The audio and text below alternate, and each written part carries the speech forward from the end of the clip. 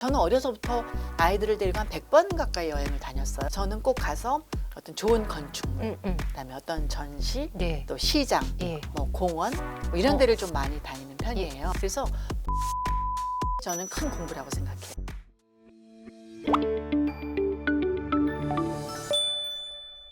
안녕하세요. 선배 부모의 자녀 교육 경험담을 들어보는 다시 아이를 키운다면 시간입니다. 오늘은 많은 분들께 직업인으로 알려진 분을 모시고 말씀 나눠보려고 하는데요. 어디서도 나누지 않았던 두 아들 키운 얘기 들어보도록 하겠습니다. 안녕하세요. 네, 안녕하세요. 방송한 지 거의 40년 가까이 되고요. 지금은 뭐 프리랜서 방송인으로 활동을 하고 있고 책을 4권 냈고요. 베스트셀러 작가로도 불리고 있습니다. 두 아들님 두셨죠? 네. 미국에서 공부 중인 걸로 알고 있습니다. 두 아들 소개 좀 부탁드릴게요. 네, 첫째 아들은 황예손이고요. 둘째 아들은 황예후, 연년생이고 지금 26, 27 됐고요. 네네. 뉴욕에서 이제 첫째는 콜롬비아 경제경영 졸업반이고 네네. 둘째는 프렛이라는 학교에 건축학과 5학년에 지금 재학하고 있습니다. 너무 멋지네요. 그럼 뉴욕에서 같이 생활하고 있어요? 네, 요번에 이제 둘이 같이 방을 얻어서 와. 네, 뉴욕이 워낙 방값이 비싸잖아요. 비싸죠. 그래서 원래 따로따로 이제 돈을 예. 보냈다가 이제 합쳤어요. 그래서 둘이 한 집에 살고 있는데 방값이 만만치 않습니다. 그럼 언제 유학을 보내신 거예요? 중학교 2학년, 3학년 때니까 지금 만 12년 정도 됐고요. 예. 이제 내년이면 둘 다 완전히 졸업을 하기 때문에 네. 저는 이제 독립선언 자유가 되는 거죠. 거기까지만 내가 도와주고 나머지는 니네가 해라. 그럼요. 이제 직장 얻어야 되고 그리고 또 뭐 용돈도 받을 날이 멀지 않았을까 생각합니다. 이제 둘째 건축하는 아이는 지금 거의 직장을 얻었어요. 좋은 네. 건축회사에 인턴으로 일하면서 이제 취직할 걸로 생각이 되고 첫째는 이제 월스트리트 진출하려고 네네. 지금 이제 알아보고 있는 중입니다. 그 12년을 어떻게 기억하세요? 저는 뭐 사실 한 게 없어요. 돈만 보냈죠. 제일 중요한 거 하셨네요. 돈 버느라고 너무 힘들었어요. 많이 진짜 들죠. 전 이렇게까지 많이 들 줄 몰랐고 네네. 이렇게까지 경제적으로 힘들 줄은 몰랐거든요. 근데 저희가 이제 뭐 벌어놓은 게 있는 사람도 아니고 뭐 시댁이나 친정에서 이렇게 보태주는 상황도 아니었고 오로지 저 혼자서 벌어서 그것도 매달 벌어서 그러니까요. 매달 보냈어요. 막 마이너스 갔다가 조금 예, 갚았다가 또 마이너스 했다가 좀 갚았다가 한 번도 이렇게 통장에 돈이 쌓인 적이 없었어요. 그럼 매달 쫓기겠네요. 탈 털어서. 그러니까 진짜 숨 막히더라고요. 밤에 잘 때 아침에 눈 뜨지 말았으면 좋겠다. 라는 정도로 이게 압박감이. 왜냐하면 중간에 아이들이 학업을 그만두고 한국에 돌아와야 될 수도 있는 상황이 그렇죠.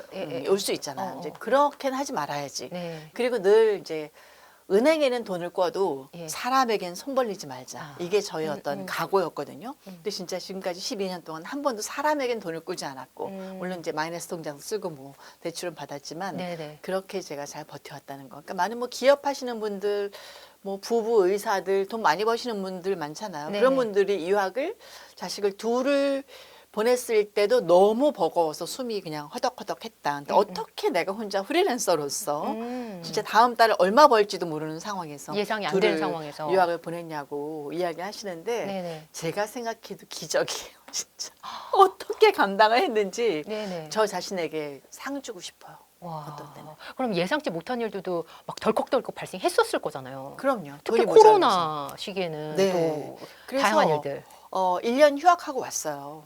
코로나 때 학교도 못 가는데 뉴욕에서 그냥 반값만 계속 내고 있을 수는 없잖아요. 네네. 그럼에도 불구하고 첫째한테 네. 유학을 보내야 되겠다. 이 네. 계기가 좀 있으셨나요? 전 보낸 게 아니에요. 아까 오해하지 본인이 마시고. 가겠다고. 네, 저는 보낸 게 아니라 네. 원래는 이제 고등학교를 첫애가 갈 때 엄마 저 고등학교 안 가고 검정고시 보겠습니다 하는 거예요. 이게 뭐지? 처음엔 그랬죠. 근데 저는 어려서부터 항상 너희들의 의견을 존중한다. 엄마가 이래라 저래라 하지 않는다. 그러니까 저의 철칙이었거든요.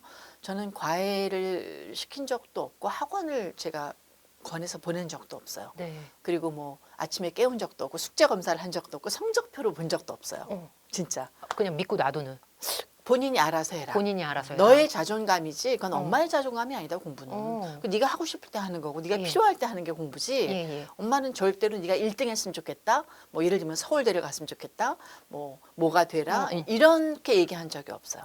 진짜 네가 자다가도 벌떡 일어나서 나가도 좋을 일을 선택했으면 좋겠다. 찾아라. 그게 서점이든 빵집이든 그 상관- 어떤 일이든 간에 어. 전혀 상관이 없다. 어. 그리고 엄마가 회사 생활을 오랫동안 하다 보니까 학벌이 그렇게 중요하지 않더라. 그 일을 하기 위한 어떤 4년제야? 예를 들면 네네. 뭐 이런 네. 거는 필요할 수 네네. 있지만 그렇게 아시잖아요. 우리 네. 사회생활하면서 뭐 언어가 나왔는지 이렇게 물어봐요. 그리고 물어보진 그렇게 않죠. 중요한가요? 근데 입사 시험 때문에 중요하잖아요. 요즘은 그렇게 학벌을 보진 않습니다. 뭐 네. 4년제 나왔다든가 뭐 2년제라든가 이런 거는 뭐 볼 수 있지만 저도 이제 SBS라는 방송사에서 오랫동안 근무했잖아요. 근데 정말 뭐 서울대 나온 사람이 일 잘하고 뭐 그렇지 않은 사람이 일 못하고 이렇지 않거든요. 그냥 그 일에 대한 열정과 호기심과 어떤 관계와 소통이니 이런 호감도에 의해서 맞아요. 어떤 예, 예, 예.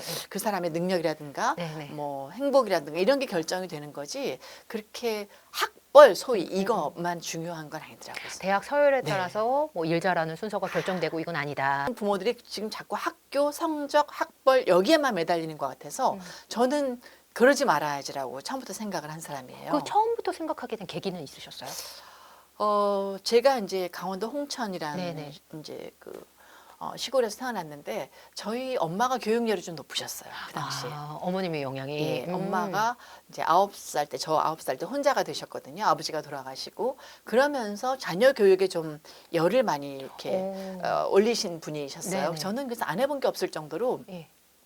무용부터 해서 그 당시에 그러셨어요? 글씨 쓰는 거, 네. 책 읽는 어떤 서클, 웅변, 또 뭐 하여튼 여러 가지 뭐 사회 보는 거 이런 거부터 해서 뭐 과외도 했었고 옛날엔 주산이었죠. 지금 컴퓨터지만 네네, 네. 뭐 그런 것도 배우고 그림도 배우고 그렇게 했는데 전 정말 그게 싫었어요.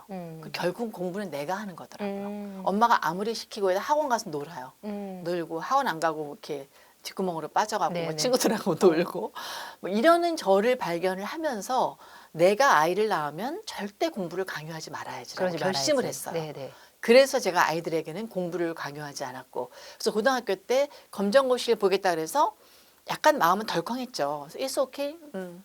네가 한 일주일만 더 생각해봐라. 네가 오케이 하면 엄마도 오케이 이랬어요. 네네. 그때 한 며칠 생각해 보더니 초등학교 때 1년 정도 미국을 갔다 왔어요. 예. 1년 정도 갔다 와서 다시 여기서 마저 이제 초등학교를 보내고 중학교를 다니는 때에 이제 본인이 그러면서 엄마 저는 미국을 가야 되겠습니다. 라고 최종적으로 얘기를 하더라고요. 생각해 보니까 그때의 경험이 가장 행복했나 봐요. 그랬나 봐요. 아. 그래서 엄마 돈이 없는데 이렇게 얘기했어요. 그때 제일 프리랜서 한 지 민감한 얼마 안 얘기. 됐거든요. 네네. 엄마 돈이 없는데 이렇게 얘기하니까 엄마 그때 한 번만 심사숙고 해주십시오. 너희들이 그렇다면 한번 해보자. 그냥 그렇게 해서 이제 아빠랑 의논하면서 예, 예. 뭐 비자를 얻고 바로 일주일 만에 보따리 싸서 미국으로 둘 다. 그렇게나 빨려? 네, 그래서 둘째는 너는 가지 말라고 엄마 예. 돈 없다고. 근데 둘째도 엄마 저도 형 따라가겠습니다. 막 정말요? 이러더라고. 같이 가겠다고? 그래서 둘을 이제 아이들 고모가 미국의 예, 뉴욕 쪽에 있어요. 롱알랜드에.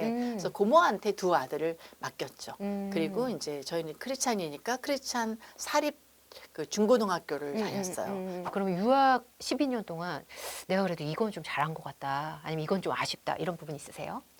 대학도 저는 진짜 예. 아무것도 관여를 안 했어요. 왜냐면 예. 모르기 때문에. 저는 제 일 하느라고 너무 바빴기 때문에 그러셨을 미국 것 시스템은 같아요. 뭐 SAT 본다는 것밖에는 잘 몰랐고 예, 예. 그래서 네가 알아서 네가 원하는 대학을 가라. 바깥에 나가 있으니까 더 걱정되는 마음에 막 신경 쓰고 이러셨을 것 같은데 아니셨더라고요. 네. 오히려 고3 때 모델 학원을 보내셨다면서요? 애들이 한국에 여름방학에 이제 고3인데 왔는데 공부 안 하더라고요. 네. 그래서 그냥 공부하지 마. 네 마음대로 해. 네 앞길이니까. 네. 그래서 뭘 할래? 그랬더니 뭐 엄마 그냥 공부하고 싶을 때 할게요. 이러고 그냥 계속 한국 오래간만에 오니까 놀러 다니고 뭐 하더라고요.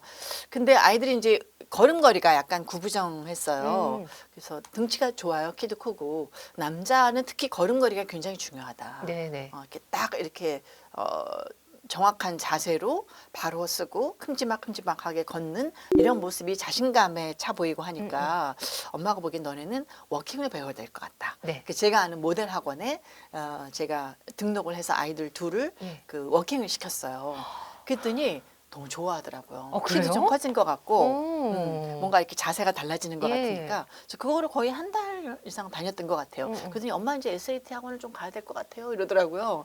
그래서 그래 그럼 가자 그래서 예. SAT 학원 본인들이 알아서 가고 저는 어려서부터 아이들을 데리고 한 100번 가까이 여행을 다녔어요. 네. 시댁 식구들하고만 간 것도 70여 번 정도 되고 우리끼리 간 것까지 합하면 100번 정도 여행을 다녔는데 네네.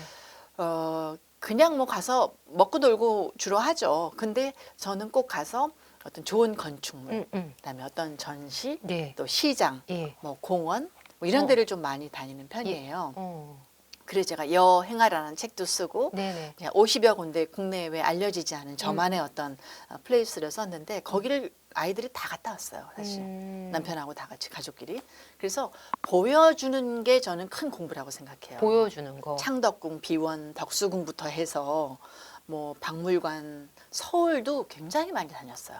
그래서 그러면서 아이들이 약간 세상을 보는 눈이 이렇게 넓어진 것 같아요. 스펙트럼이. 그래서 본인이 건축을 하겠다고 결정을 한 거였고 첫째는 자기는 이제 경제 경영 쪽이 맞는 것 같다. 엄마 난 돈을 좀 많이 벌고 싶어요. 네네. 그래서 예. 워킹맘으로서 그렇게 시간 내기가 쉽지 않았을 텐데 특별하게 우리 아이들하고 이렇게 경험하는 거, 보여주게 하는 거 이거에 큰 의미를 두셨던 것 같아요. 아이들하고 좀 오후 시간을 같이 보내기 위해서 새벽 근무를 자청했어요. 아, 네. 그 새벽 4시 반에 집에서 나가는 경우가 많이 있었어요. 아침 방송 하시냐고. 아침 방송하려고. 그러면 좀 일찍 퇴근하거든요. 한 뭐 3시나 요즘 퇴근을 해요. 그러면 오후 시간을 제가 아이들하고 아이들과. 보낼 수 있잖아요. 그리고 아이들이 초등학교 1, 2, 3학년 때쯤 아빠가 전업주부를 했어요. 네네. 그래서 이제 아빠하고 굉장히 밀착감이 좀 높아졌고. 아들이요? 네, 초등학교 저학년 네네, 때. 네. 그래서 아빠하고 그때 목욕하고 축구하고 놀고 어. 숙제하고 이러면서 어. 굉장히 아빠랑 사이가 좋고 어. 지금까지도 그런 좋은 관계가 유지가 됐고 그때는 남편한테 돈 못 벌어온다고 구박했는데 그때 아이들하고 이렇게 네네. 가진 그 시간이 얼마나 값진지 모르겠어요. 진짜. 그 저는 네. 주말에 이제 주로 아이들하고 음. 같이 저는 그 사직동에 어린이 도서관이 있어요. 네. 거기를 한 6, 7년 이상 다녔던 것 같아요. 주말에. 아이들하고. 해화동 그쪽에 과학관이 있거든요. 있죠, 창경궁 있죠. 옆에. 예, 서울과관. 예, 거기도 이제 그 연회원인가 이런 거 끊어서 가서 이제 노는 걸 많이 했어요. 뭐 블록 쌓기부터 해서 뭐 많은 그 프로그램이 있잖아요. 그런 노는 프로그램 많이 체험하게 해줬고 또 제가 워낙 공연 전시 이런 문화 아트를 네네. 좋아하기 때문에 그런 것들을 많이 다녔어요.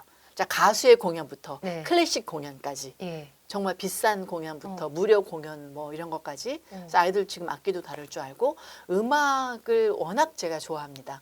아주 어려서부터 저도 음악을 들어온 사람이어서 자연스럽게 음악을 틀어놓으니까 아이들이 음악을 좋아하게 되고 지금도 만나면 음악 얘기를 많이 해요. 아이들하고요? 예, 네. 요즘은 너희들은 무슨 음악을 듣니? 어떤 게 좋아? 하면 그런 거 서로 이제 대화로. 예, 음악도 교류하고 영화도 같이 많이 보고 영화도 많이 보여줬어요. 그러니까 저는 공부 빼놓고 아니면 공부만 하길 원하진 않았던 것 같아요. 네네. 왜냐하면 인생을 살아갈 때 자기의 컨텐츠가 문화, 아트, 인문학 뭐 거창하게 얘기하자면 이제 그런 것들로 패션도 속할 수 있고 그런 것들로 풍요롭게 가득 찼을 때 그 아이가 행복하게 살 수 있는 거예요.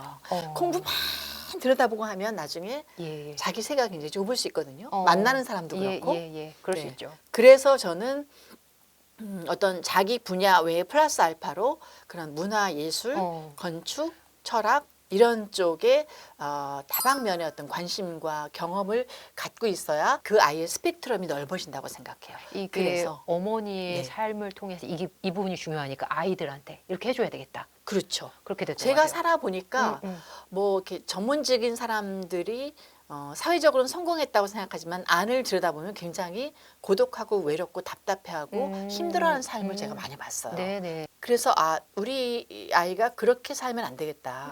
그냥 조금 돈을 덜 벌어도 자기가 좋아하는 일 하면서 자기가 즐길 거리들 자기 취향과 감각이 어떤 그 있는 그런 공간에서 그런 사람들하고 교류하고 누구를 만나도 대화가 통하는 그런 아이를 키워야지 그 아이가 행복하게 크겠다라는 생각을 저는 굉장히 오래 했거든요. 그래서 아이들을 그쪽 방향으로 왜냐하면 문화나 아트나 이런 패션이나 뭐 이런 것들은 단실 내에 공부해서 되는 게 아니잖아요. 절대 안 되죠. 어려서부터 그게 몸에 맞아요. 배야 되거든요. 옷도 갑자기 뭐 잘 입기 쉽지 않아요. 잘 입는 거 쉬운 거 아니에요. 굉장히 어려서부터 감각을 키워야 되거든요. 맞아요, 양말은 맞아요. 뭘 신어야 되고. 시행착오도 겪고. 그렇죠. 예. 그런 게 다 안목이기 때문에 그런 것들에 대해서 대화를 많이 하고 많이 보여주고 그렇게 아이들을 제가 키우려고 했는데 역시 미국 가서도 그 전 세계의 아이들이 많이 모이는 학교잖아요. 근데 우리 아이들이 가장 많은 여행을 했다고 하더라고요. 그래요. 네, 또 그런 안목이 10대 어렸을 때 굉장히 중요하다고 보세요. 이때 키워줘야지 그때 나타나는 거다.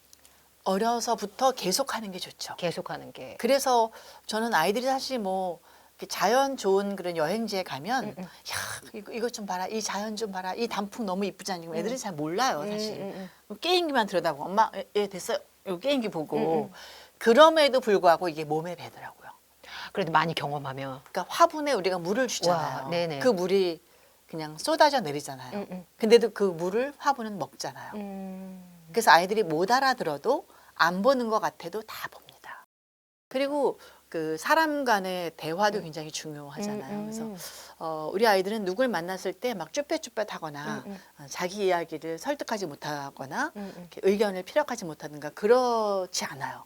근데 그런 교육이랄까 뭐 그런 이야기를 많이 해줬던 것 같아요. 그러면 누구 만날 때도 같이 데려가시고. 저는 집에 손님이 오면 반드시 아이들 자리를 줬어요. 네. 아주 어려서부터.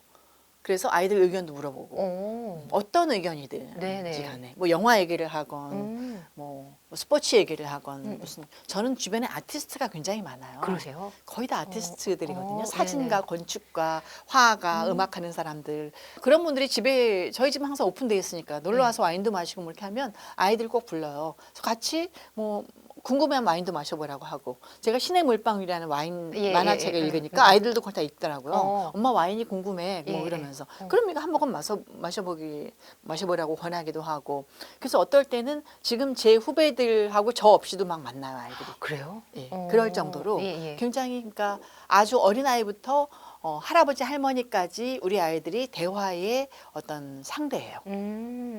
오늘 윤용미님의 조언이 많은 후배 부모님들께 귀하게 다가갔을 것 같습니다. 장시간 함께해 주셔서 감사합니다.